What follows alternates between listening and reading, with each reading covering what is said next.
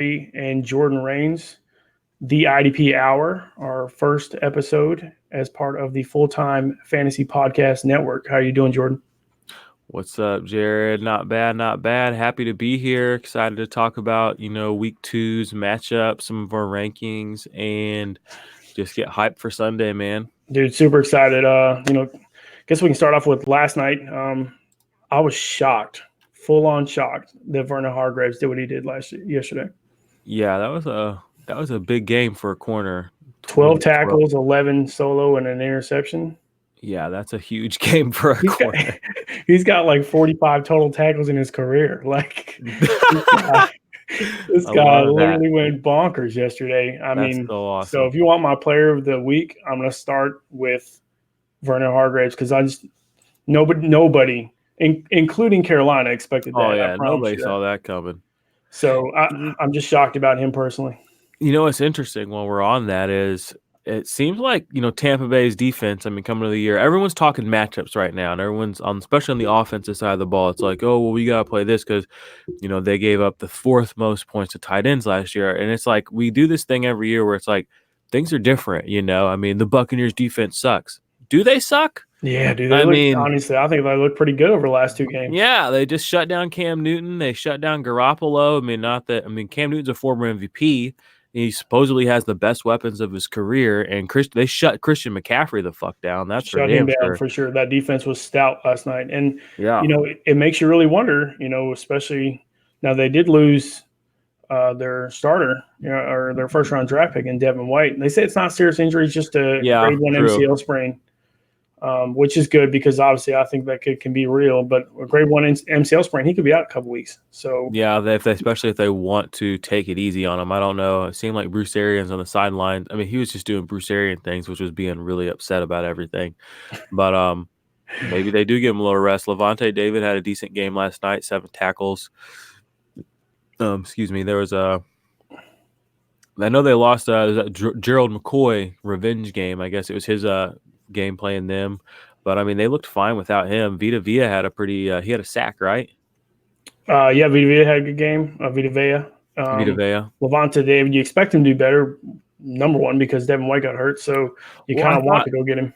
Did he have a forced fumble in that game that didn't count or something? There was a big play that he was involved in at one point. I feel like I remember seeing. And yeah, I thought it was a forced fumble, and it ended up not counting because of a penalty or something, right? That's right, yeah. And I remember thinking, I was like, cha-ching, because I got him on a couple of my teams. I was like, that's what I was looking for. And then I checked this morning, and all I got was 7 tackles. I was like, So I guess I just through the cracks for me. But there was potential for a bigger play there, which is what you get when you have Levante David.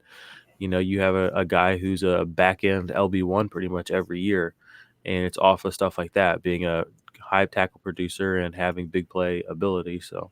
Yeah, and then you got Hall of Famer Luke Kuechly on the other side, who just had his normal game, 7 tackles, or 7 normal and 7 solo tackles, 6 assists. Yeah, he crushed last night.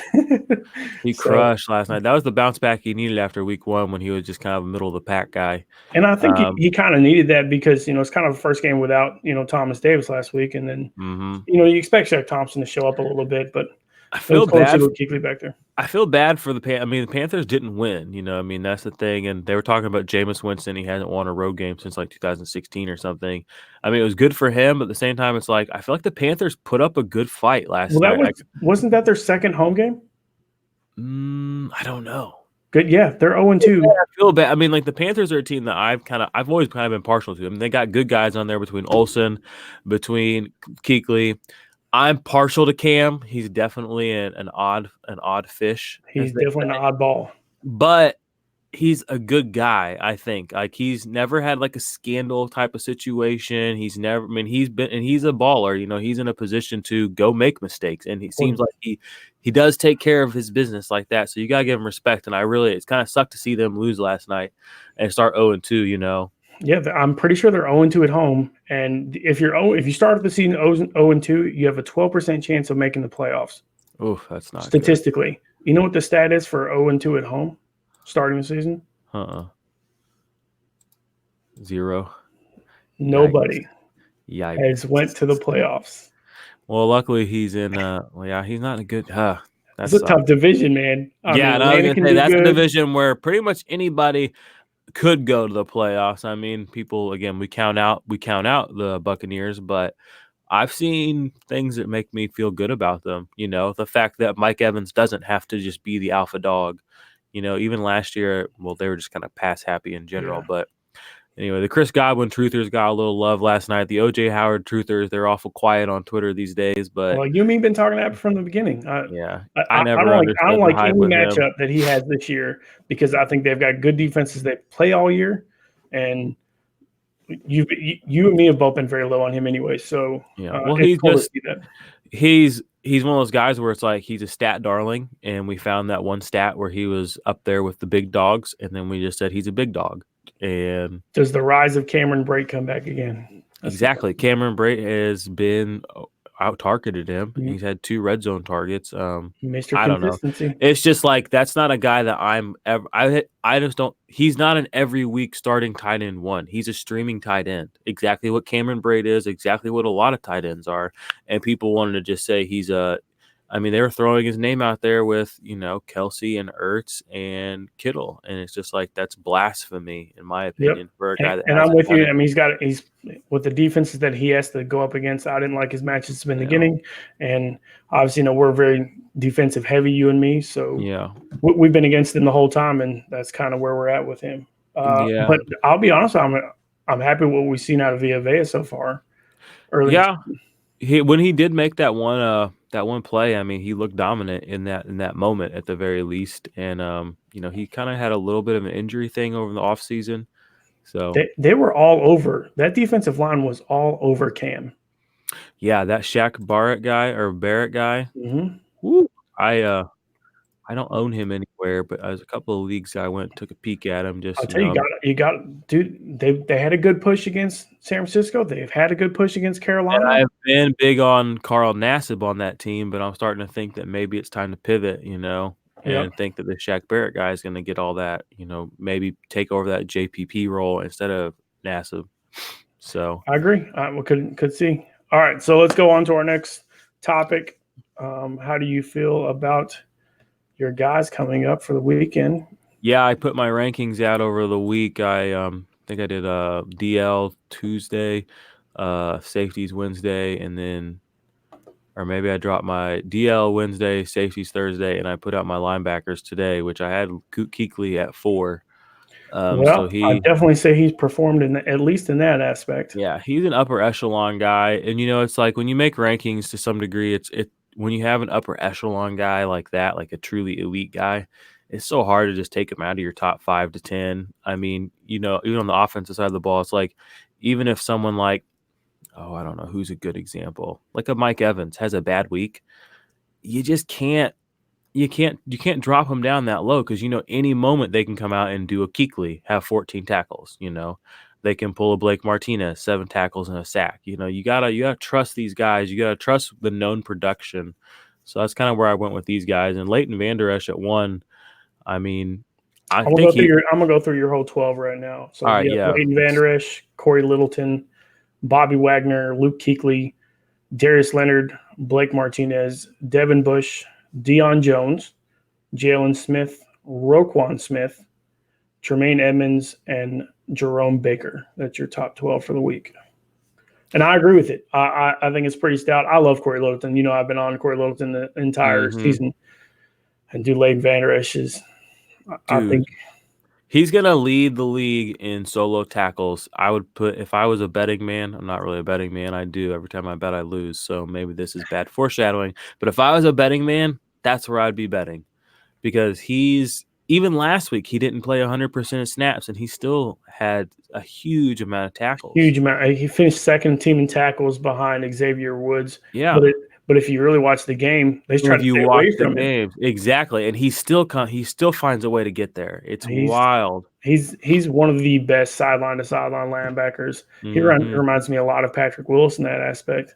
Where you just couldn't get away from the guy. And Leighton Vander Esch I was very high on him last year. I'm even higher on him this year. Yep, and exactly. And now his role is defined. I mean, it's not like, is he this or is he that? He's that guy. Yeah, when Him I and knew he was Jalen going to be Smith good. they're locked in for me LB1s this year, barring any sort of injury. Just they have the upside to do it. They have the big playability to do it, and they just have the raw skill. To do it. They're Do you bad men. think after last week, we have Darius Leonard in your top 5? He's at number 5 for you. Do you think that new defense and how much more help he has around him is helping or hurting him? It's hard to say. I didn't watch that whole game because last week it was total sensory overload, but I was in and out of that game, and they played the Chargers. Austin Eckler's known for forcing missed tackles, so you gotta have that into account. But they also went into overtime, so you have to have that into account too. And I just don't know. Last week was week 1. You can't really, nothing's taken for granted. But I think Darius Leonard still. I think he'll get double-digit tackles this week for sure. I saw he did get banged up for a second in that game, or something happened. I remember for a split second. I didn't even show up on the report. Maybe somebody just stepped on his foot, but something happened to him for a second there. But he's going to be legit this week. I say he gets double-digit tackles. Anthony Walker, who did not make this list, top 24, he's a guy I had a hard time not putting on my top 24 because he's kind of in that kind of Van Der Esch, Jalen Smith situation where it's like he's going to be on the field all the time with Leonard, and people are going to kind of be shying away from Leonard. And Walker made hay last year as a linebacker, picking up the very few tackles that Darius Leonard was not involved in. So. Yeah, for me, I'm just a little worried. Obviously Justin Houston looks better. He looks healthy, for first time in a long time. Mm-hmm. And in that aspect, you wonder, what are they doing? Is it going to help him? Because he seemed like he was just a lone wolf last year. Yeah. On that defense. Yeah. Mm-hmm. And obviously he showed out, and in my honest opinion, should have won he should have won Defensive Rookie of the Year. Well, I think he did win Defensive Rookie of the Year. Oh, did he? But he didn't win. He could have won Defensive Player of the Year as a rookie, okay, and I believe he deserved it. Oh yeah, leading the league in tackles. That's incredible, especially when you look at some of the guys that are in the NFL right now. We just said Luke Kuechly, Bobby Wagner, Leighton Vander Esch, Blake Martinez. these are guys that could easily, any of them could lead the league in tackles, and they didn't. CJ Mosley. CJ Mosley's not on this list. Apparently, he's still not practicing as of today. They play Monday night, so maybe he squeaks in. But I would say with Sam Darnold out, you might as well just sit Luke Kuechly, call it a rest week. What do you think? Is there any reason to throw him out there? You're probably going to lose this game to the Browns, who are going to be out for blood. Your quarterback 1 is gone. I don't even know I think they might, the guy they're starting. They're going to start Trevor Siemian, who's like a quarterback 4 in the NFL. Well, I want to give you an interesting stat. Do you know Trevor Siemian has a winning NFL record? Yeah, he has a winning NFL record as a starting quarterback. And it's not like it's, that means I played one game. This guy has played in quite a few games here. And I say fire up every Browns defensive player you can find. Full confidence. I'm starting all Browns players defensively and offensively this week with full confidence. Yeah, I'm with you. And then when you come back and do something, turn that ball over. Over under on Trevor Siemian turning the ball over 2.5 times. There we go. Okay, well, I'm going to take the over then because I think it's all right. And I agree. And I bet it would be more, but he'll probably get benched. For Luke Falk? I don't know about that. I don't know. Adam Gase, I don't trust anything. He could be. He very well could be. So okay, let's get to your next guy. You got Blake Martinez. Obviously, he's Blake Martinez, right? As long as he stays healthy, he's got to be a guy that you expect to stay in the top 10 here. Yeah, that was a little bit of a hard one to. Obviously, again, like I said earlier, you just have to put your studs in there. You got to trust them, even if they don't necessarily come through. Like Quan Smith didn't come through big time last week. He's still a top 10 linebacker. You just have to trust the process. Deion Jones didn't come through. I'm not dropping Deion Jones anywhere out of my top 10. So, we discussed last week that Deion Jones was available in one league, and I stayed away from him and went with Jermaine Edmonds. I'm making the right decision because Jermaine Edmonds had 6 tackles and Deion Jones had Deion Jones had 5. 5. But he had 5 solo tackles, right? Mm. In a bad game by their team. So I'm thinking, well, it's time to do the switch because I like Deion Jones. I think you and me both believe that he is a top 5 linebacker. I don't think Jermaine Edmonds is there. I think Jordan Poyer might have led the team in tackles last week. I could be wrong. Yeah, but it was him or Matt Milano did. I know they both did a little, like at least a little bit more than Edmonds. Yeah, Matt Milano definitely balled out, and Matt Milano played almost every snap, right? So yeah, he played 100% snaps. I mean, that's what you want to see out of him, and I don't know if Milano can bear that for 16 games, but he's gonna. Okay, well, if you say, then I need to go get him. Go get him. Martinez was kind of hard though because last week we were talking about Deion Jones. They played the Vikings, and the Vikings threw the ball 10 times. So there's not a lot going on over the middle. There's not a lot of chances to bring runners down. I was a little bit worried putting Martinez that high because maybe he gets in a similar situation where there's not quite as much action going on. But then I remembered this is Green Bay playing the Vikings at home. They got this rivalry, man. This is going to be probably end up being a shootout. Every time Aaron Rodgers plays Kirk Cousins, it just turns into a blow-up game. It's even back to going to when he was a Redskin. One of Kirk Cousins' best games as a Redskin was against Aaron Rodgers. They just go toe-to-toe, and I don't see it being any different this week. I think Kirk Cousins ends up throwing the ball, probably 30-plus times. I think it's a big bounce-back week for Diggs and Thielen. Which just helps Blake Martinez. Yeah, exactly, which helps Blake Martinez. That's what I was getting to. I mean, he's going to be out there all the snaps. They're going to be moving the chains more.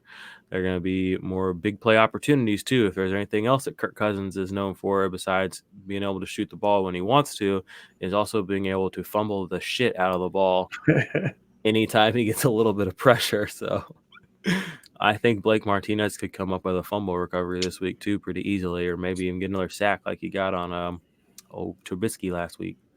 So for number 7, you have a rookie in Devin Bush, who was kind of quiet in the first half and then really played pretty well defensively against the Patriots. Yeah, dude, 11 tackles and 74% of snaps. I mean, he's going to be this year's Leighton Vander Esch, where, even he's everywhere. He's everywhere, and if he doesn't get the snaps, it doesn't matter. If he does get the snaps, even more power to him. He's going to get to the ball. He's going to be a playmaker. That's what he is. And he's playing against a team that likes to, run the ball a lot. So if he's going to be, stuffing the run a little bit, but I don't think they're going to be able to get away with just running the ball the whole time either, the Seahawks. I think they're going to have to throw a little bit, which, again, even opens up more of Devin Bush's playbook, which is sideline-to-sideline tackling, getting maybe even getting a little pass rush opportunity. I mean, who knows, but I see a big week ahead for him, and just the Steelers overall are going to have to bounce back. Agreed, and you also have Bobby Wagner in this, as a top 3 guy. So I'm a little worried about them trying to stay away from him because he played so well last week. I mean, but it's Bobby Wagner. We expect him to play well all the time. So and at the very least, he's going to be out there all the time. So, I mean, you got to, he's definitely going to have the volume for sure.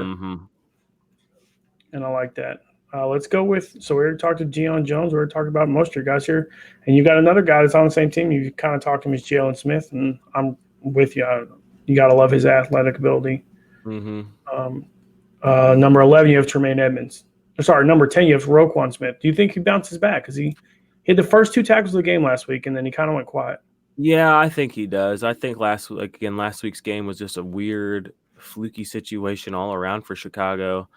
I think Roquan Smith has a very good shot to finish as a top 10 linebacker. That's why I put him at 10.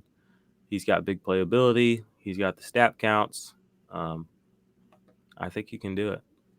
Okay. Yeah, I agree. I mean, he's overall just a pretty solid dude. I'm starting him with confidence everywhere I've got him. So, yeah, I hope he bounces back. That was a good game. I mean, he's not going against me this week, so I'm pretty excited about that. Jermaine Edmonds, I've kind of been preaching him up ever since Ed Oliver got there. Thought he was really going to play well. You got Matt Milano next to him, which I think people are going to look at game tape and like, oh, maybe we should stay away from Milano, and they're going to really run into the better of the two linebackers in Jermaine Edmonds in that aspect. Mm-hmm. Jerome Baker, I kind of talked to he kind of my guy last week. He was going to be my surprise player. Didn't do what I expected him to do overall, but I do like Jerome Baker. And I do like who they have to play this week. So, yep, and that's the thing. You play the Patriots, that defense is going to be on the field a lot, and they're going to be facing a lot of running backs. I mean, Rex Burkhead, James White, and Sony Michel. Intermediate routes. I mean, I think that there's going to be a lot of tackle opportunities on that team this week. Agreed. And I mean, they don't like to throw the ball downfield. I mean, no, they did last week several times. The Patriots did, but I just don't. I think we remember it because it hit. You know what I mean? If those balls would have missed, we wouldn't talk about it quite as fondly, or maybe as like, oh, this is what the Patriots are going to do. If those balls would have not been caught for touchdowns, we would be talking about the Patriots as short intermediate route throwers probably. So yeah, the Giants better play some defense. So sorry, not the Giants, but the Dolphins better play some defense because they got torched last week. So against I don't care what anybody says, the Ravens aren't the Patriots. So no, we'll see what Ravens happens. Are good, though. They are good. We'll see what that offense does this week. That could be a mega shootout between Arizona and the Ravens. And you were talking about you had brought up those guys as well earlier this week. Buda Baker and whatnot, and different players. Yeah, I had Buda this week at my DB 1, 2, 3, 4, 5. I was, again, kind of similar to a Blake Martinez situation where I was a little bit hesitant to put him there because, maybe they don't throw as much, but I think that he's just he's gonna get the tackles. Again, it's kind of the Blake Martinez. Buda Baker to me is an absolute stud. I think he's kind of game script proof, if that makes sense. I mean, he's just gonna get it done. I just have full confidence in him as a DB1 pretty much every week. I know he's technically not a strong safety, but he plays a lot of strong safety. He plays free safety. He plays corner. I mean, he's just very versatile, which, means he's going to play 100% of snaps, which means, in my mind, with his talent level, he's going to get it done. So I had him as a top 5 guy this week, I think right at 5. So, yep, you did have him at 5, and, that's who we got up here for you. And I agree. I really like Buda Baker. You think Jamal Adams is going to have a big bounce back? I mean, he's definitely going to have the opportunity because I think Baker's going to throw the ball a lot, obviously. So I agree. He might be a guy to grab in the aspect he's going to have a lot of tackles. Obviously, we didn't have Vernon Hargreaves on here, but nobody expected that. Yeah, I didn't. I don't put any.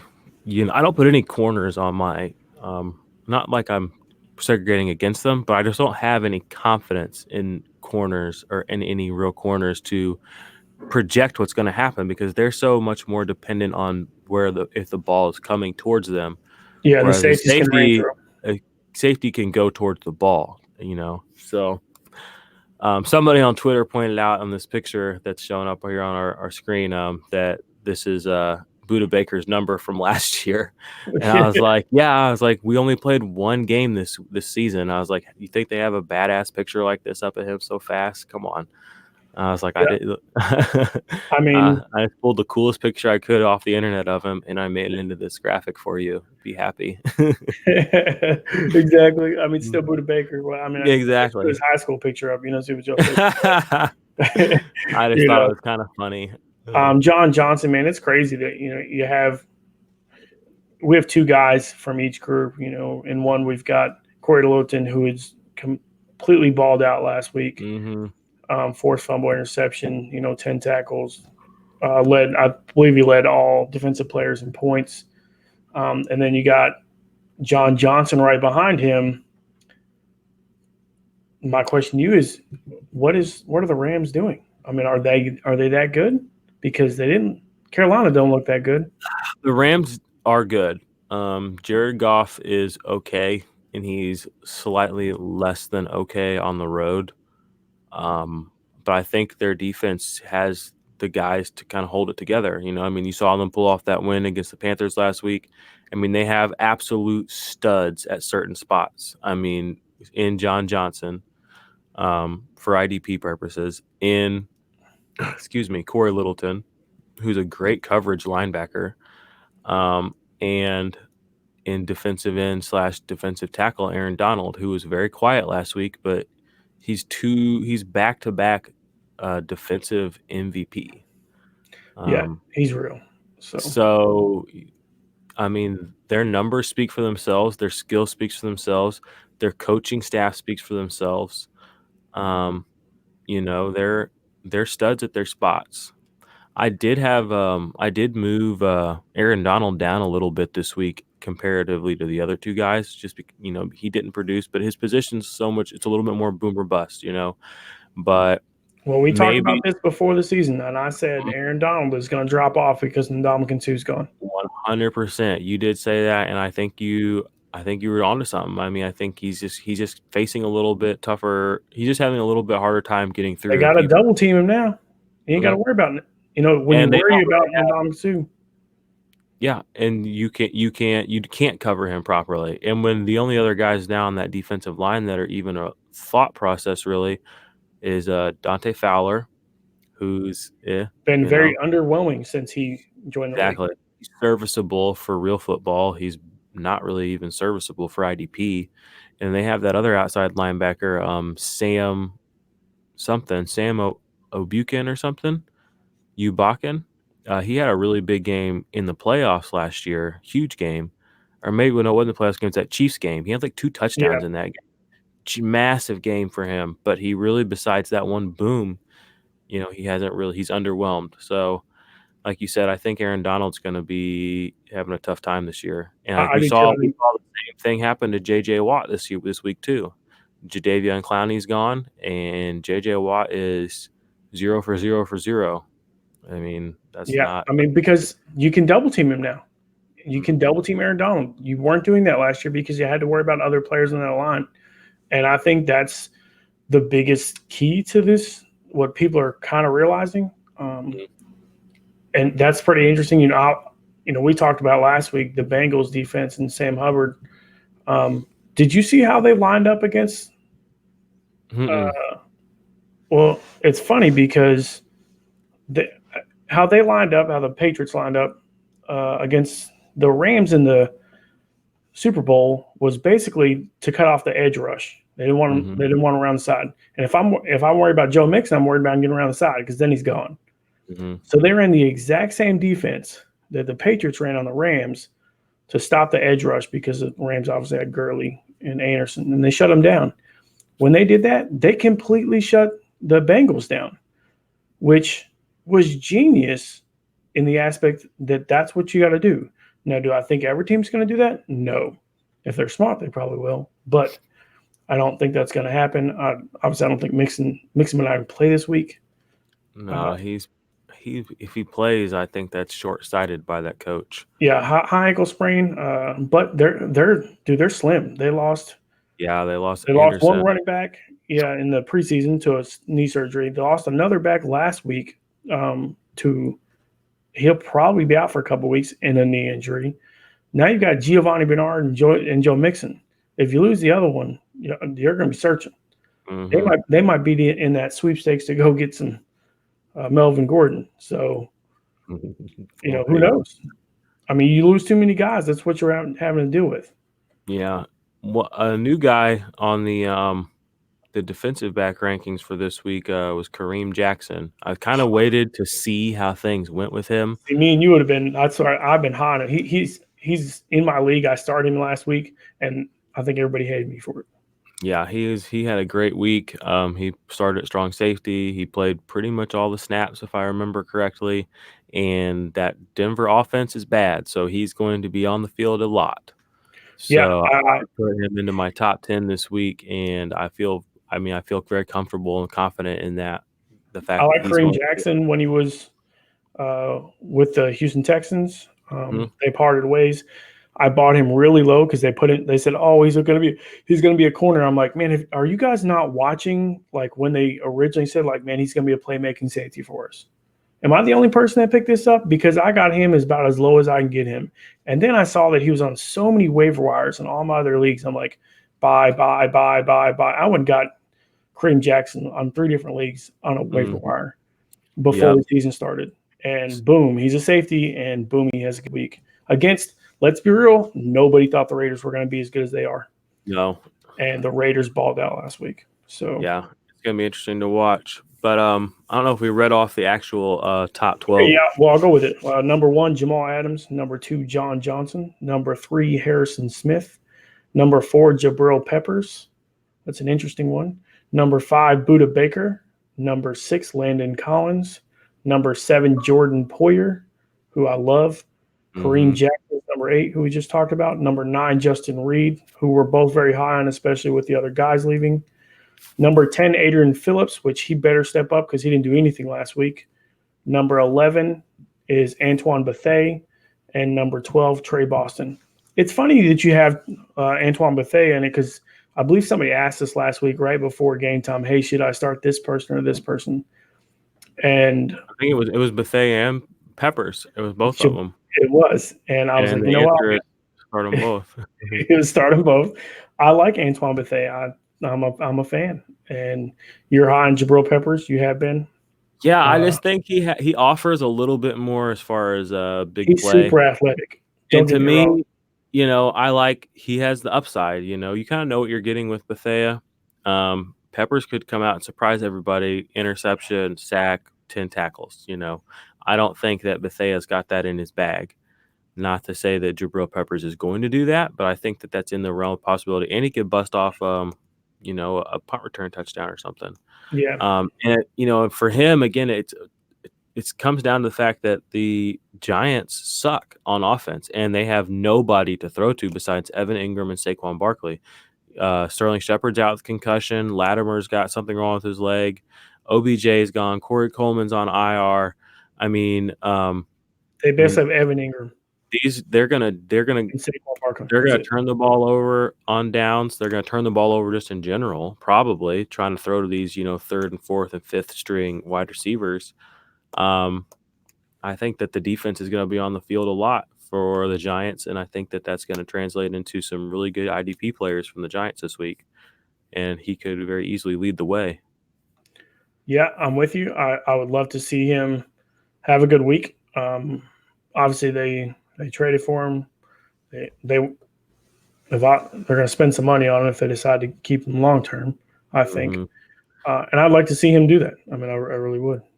Yeah. Definitely. And he was good last week. I mean, he played all but one snap, and he had 7-8 tackles. I mean, that's pretty good production for him. Yep. I'll take that out of especially if you have a stud and then you have a guy like you're trying to grab, with him. So, so I guess another question that I really wanted to know before I jump into your week 2 defensive lineman rankings. Defensive line. And I'll get to it. And we're really high on Sam Hubbard, who I know jumped into your list this week before I show it to everybody. Yeah, he did. I'm not even playing games with that. I'm not going to play coy and, dip my toe in. I'm all in. I'm pushing. Yeah, I mean, especially with the amount of snaps that he's getting. It's right? week 2. He's everything looks good. There's no negatives. Like, when he plays few snaps, he produces. When he plays a lot of snaps, he produces more. That defense looks something totally different. Yeah, and they're playing with the chip on their shoulder because they know that they suck to some degree. Does that make sense? Like, it's kind of a weird thing, but it's like I think it's getting under their skin. Do you think Jesse Bates bounces back? Because he didn't have a very good week last week. And I thought about that. I didn't put either of the Williams or Bates. No, in my top 12. And honestly, that was more of an oversight than anything, I believe. I was looking back at it. I do think that Sean Williams is still going to probably end up being a top 30 DB this week. But he just didn't excite me after what I saw last week from them. I don't know. We're still early in the season, so I was just a little bit hesitant to slide him in there again when I saw some other guys that appeared to be in better spots, Yeah, I mean, just some better. Really, we talk about matchups, and sometimes you just got better matchups. Mm-hmm. Okay, so now I'm going to get to your defensive lineman rankings, which I'm a big fan of. You expect Joey Bosa to blow out this week. Okay, we're going to go for – I'm going to list all of them. Number 1, Joey Bosa. Number 2, Myles Garrett. Number 3, Danielle Hunter. Number 4, Calais Campbell. I thought Calais Campbell had a little injured bug. He was he practiced today, so That's good. I'm still on that. That whole team is injured right now, it seems like. Yeah. Number 5, Von Miller. Number 6, DeMarcus Lawrence. Number 7, Frank Clark. Number 8, J.J. Watt. Number 9, Kenny Clark. Number 10, DeForest Buckner. Number 11, Sam Hubbard. And number 12, Cameron Jordan. It's funny. I trade Cameron Jordan this week for Sam Hubbard. Really? I did. It was like a big monster play. That's how you win leagues right there, though. It is. And you got to come big. And the main reason I did it is because I watched Cameron Jordan after he got that one sack, the deep sack, and then he had a tackle for loss. They double teamed him the rest of the game. Mm-hmm. That's all he did. I'm like, you know what? Sam Hubbard's not seeing that kind of love, so we're going to just let him ball out. So I traded for him.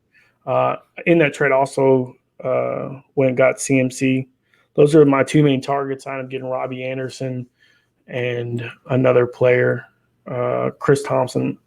But honestly, my big goal here was CMC, who let me down yesterday, and Sam Hubbard, who hopefully won't let me down Sunday. So yeah, I think you're in good hands with Hubbard. He plays 49ers. Jimmy Garoppolo has been one of the more underwhelming NFL quarterbacks as far as a career to me. He's kind of like Mariota, where it's like he's good, but is he really good, or have we just been saying that so long that we all believe it?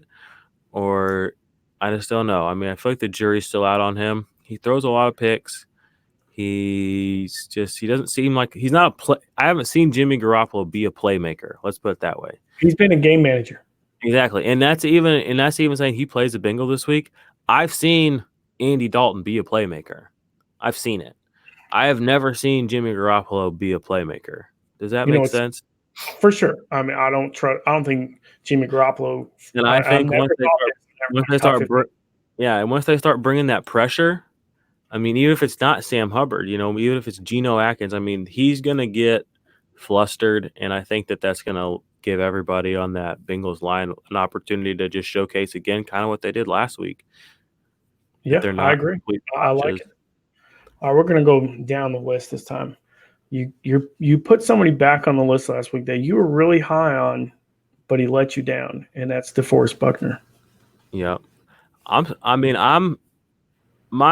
The way I decide, okay, let me start over. One of my primary way of figuring out who that I like, the thing that weighs the most to me is a known commodity. That's a known floor. That's a known ceiling. And, that's weekly, and that can be through a season. And what DeForest Buckner offers you and what Kenny Clark offers you, even at D-tackle, is a known commodity that is worthy of being started, up there with guys like Frank Clark and DeMarcus Lawrence and Cameron Jordan. I mean, these guys get 50-plus tackles a season, money, just baseline right there, on top of the fact that at their tackle spots, they're able to move around, but they're also getting inside and they're getting 2-3 sack games sometimes, on top of the fact that they have a good floor. Even DeForest Buckner, he didn't get 0 last week. He had 2. Yep. I mean, that's 2 more than J.J. Watt had last week. That's 1 more than Frank Clark had last week. And they're both higher than him on this list. And I think you would be amiss to put them lower than him, or to even put them off of your top 10. You would be, foolish. So to me, it's the same situation. I'd be foolish to just be off DeForest Buckner, quote unquote. Yeah, especially with many injuries that happened last week. I got to go with somebody that is healthy, that has stayed in the system, And that's why I completely understand we had DeForest Buckner on. And Kenny Clark, obviously, we've probably beat a dead horse with Kenny Clark. I mean, we liked it. We liked the move. Year last year, and he missed 4 games. Yeah. I mean, he would have probably been the number 1 D tackle had he played all 16 games. And last year was a good year for a couple of D tackles, including DeForest Buckner and Chris Jones. I mean, he was doing numbers, and he just didn't end up finishing the season. But to me, he's a top play at D tackle. Yeah. Okay. So for your next two, you got J.J. Watt and Frank Clark, who both were behind Kenny Clark and DeForest Buckner last week. Mm-hmm. So you just like the matchup this week, or? Well, again, it just comes down to known commodity. Okay, so what? J.J. Watt sucked last week. So what? Frank Clark sucked last week. He got Frank Clark and J.J. Watt do not suck. You know what I mean?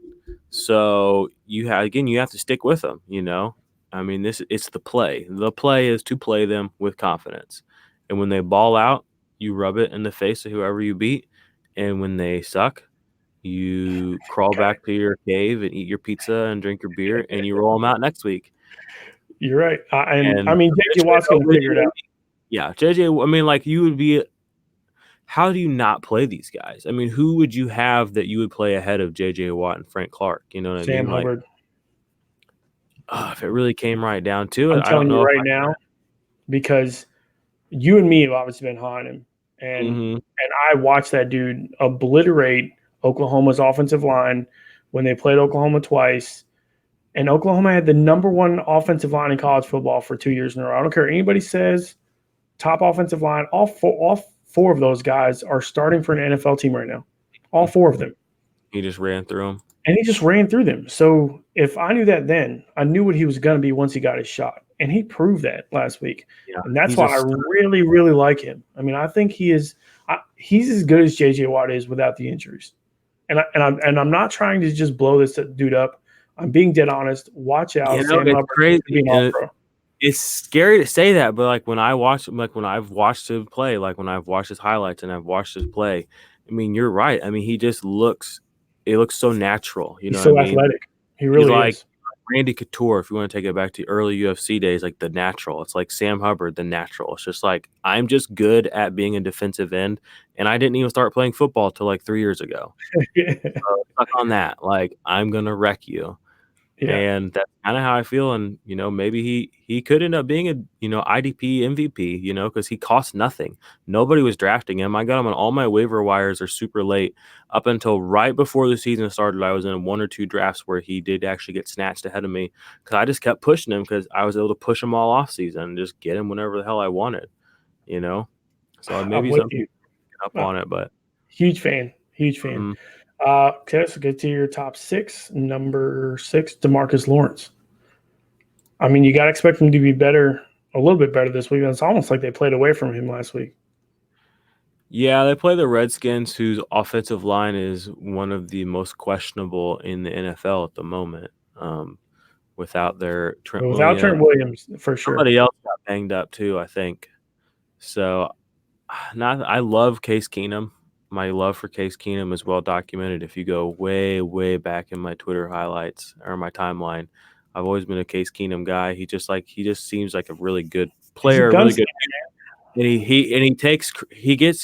he's been criticized a lot, and I feel like it's unfair. I feel like pretty much everybody that played under Jeff Fisher and the Rams, except for Tavon Austin, was unfairly criticized. Tavon Austin was fairly criticized. Let's talk about another player and just let's stay on the quarterback aspect. Case Keenum's a journeyman who, when he's hot, he's really hot. He's up there. Which reminds me of Kurt Warner, who is a journeyman who got cut, by the way, by the Giants. And once he finally got his shot, Kurt Warner's a Hall of Famer, guys. Mm-hmm. Now, and I'm not saying Case Keenum is that guy, but he is a definite viable quarterback on a team that needs him to be viable with bad receivers. He's a proven commodity. He's a proven commodity. He's a proven commodity. He's going to be a proven commodity. We get Adrian Peterson's back in the fold, fellas. Yeah, but I could see DeMarcus Lawrence giving him some trouble this week for sure. I could see them that rivalry game, man. Yeah, I could see them getting boat race too. Honestly, I mean, Dak looked like he was a bat out of hell last week. That was a Dak Prescott we've never seen. Well, okay, I'm lying. That was a Dak Prescott we saw one other time, and that was last year against the Giants. That last game of the season, he wasn't even supposed to play. Yeah, that was his best game, and then he came out this year and had his actual an even better game. It was crazy. He's going to make sure he gets paid now. That's just the facts. Do I believe he's a $40 million player? No. I'm going to tell you but right if he now. does that 3 or 5 more times this season, I might be changing my opinion on that. Well, remember Joe Flacco got paid $100 million. What's he doing? Well, get paid. He's getting paid, and he's trash. He took him to a Super Bowl. He won him a Super Bowl. He won a Super Bowl. In the playoffs, Joe Flacco was beastly, but he also had a very good receiving core. People do not talk about that. Mm-hmm. I mean, to be honest with you, look at this receiving core Dallas has. Yeah, it looks really good. Dude, Michael Gallup is for real. I've been on that train since he was at Colorado State. I've been on that train. I said Senior Bowl. He's my favorite player in the Senior Bowl, and he's because Baker definitely showed he was solid. And then we got Amari Cooper, and then we got Randall Cobb, who was a stud number 1 just a couple years ago. I know, and that's the thing. Randall Cobb being your worst receiver for Dak is scary. Maybe Jason Witten's even his worst receiver. He's got weapons for days, and they don't even have to throw. They can just run the ball 35 times. Exactly. Early. So it's I got Von Miller up right above DeMarcus Lawrence there. He's only DL eligible in certain leagues. I know for sure on ESPN. I'm pretty sure he's not on Sleeper or any of the other big ones. He's an edge rusher in one of our leagues. Yeah, he's got a great plus matchup against the Bears, who showed last week that their defensive line or their offensive line is suspect. And we know that Mitchell Trubisky is suspect. And we know Von Miller didn't do shit last week, and we know he was talking about wanting to go for the sack record. So I see him getting right this week in a big way. Yeah, I'm with you. I hear you. I think he comes back strong. I'm going to over under 2 sacks. I'm going to go over. Okay. I really am. I think I could see Denver defense having 4+ sacks and him having 2. I'm going to go for 2 sacks and a tackle for loss for Von Miller. Yeah. I bet he has a few I bet he has a few tackles too, because I bet they throw a little bit more this week to the running backs. Well, they better, because they definitely did not last week, except for Tari Cohen, who. Yeah. Well, if David Montgomery is as good at missing tackles as they said he was coming out of college, maybe he won't get them. I'm a believer. He played in the Big 12. I'm a believer. I watched that guy plenty of times, so I'm a believer of him. I have him everywhere. He let me down big time last week. So. That's okay. Calais Campbell. I mean, proven commodity. I'm with you. I'm a little worried he's banged up, though. Yeah, the whole team's banged up, man. I mean, everybody. Yannick Ngakoue's banged up. Yeah, we didn't even talk about that. Yannick is out this week, so I mean that just means Josh Allen's going to have a chance to move in. But it's the Texans. That's where Calais Campbell had his single best game of his career. He's a top 5 play for me this week. How many times because I don't believe the Saints are world beaters on the offensive or defensive line, but they had 4 sacks last week, didn't they? Exactly. They're not world beaters on the defensive line. It's that Houston line is as bad as we talk about it being, just like the Colts line used to be as bad as we talked about it being. I mean, some things are just known, and if you're playing Saxonville, you play the Saxonville Sackers against the Houston Texans. I mean, this isn't sometimes I feel like people way overcomplicate fantasy football. They way overcomplicate IDP. They way overcomplicate all of it. I mean, some things are just, like I said earlier on our other show earlier this week on Monday, some things are not that hard. Sam Hubbard is a starting defensive lineman now. It's just that simple. I mean, look at the numbers he did. He's going to be in my lineup. Okay, Calais Campbell of Jacksonville Jaguars is playing Houston. He is a lock top 10 defensive lineman. Maybe he doesn't come through for you, but if you don't play him and he goes out there and he has 6 tackles, 3 tackles for loss, 3 sacks, you look like a dumbass. And why? Because it was obvious. Because it was one of the most obvious things that existed. Yeah, that's like we said, that's not a very good offensive line. With a good quarterback that can run, who showed he could run and injured himself running last week. And he's still young, you know. I mean, he's not perfect. We want to make Deshaun Watson out to be Patrick Mahomes, but he's just not. All right, sorry, just had to go shine on my boy. Not that he needs it. Not that he needs it. No, I mean, I love Deshaun Watson. I think he's a proven leader, but he does get injured, and they need to protect him. They went and got Tunsil. I think, and maybe he just too early in the system, wasn't ready. Yeah, he was messed. He was, had a few fluky things happen this last week, but that's, new team. He's still a young guy. He's only played for one team, and that was one of the worst teams in the league. It was mismanaged. We might see another shootout again. No, I mean, really could. I mean, this threw for 88% last week in reserves. I'm very intrigued by this game overall. Me too. You got Chalk on one side and Westbrook on the other. I don't think they have two corners that are going to cover those guys because they just cut Aaron Colvin. Had to pay this dude $7 million guarantee out the door, and he had $9 million for the year.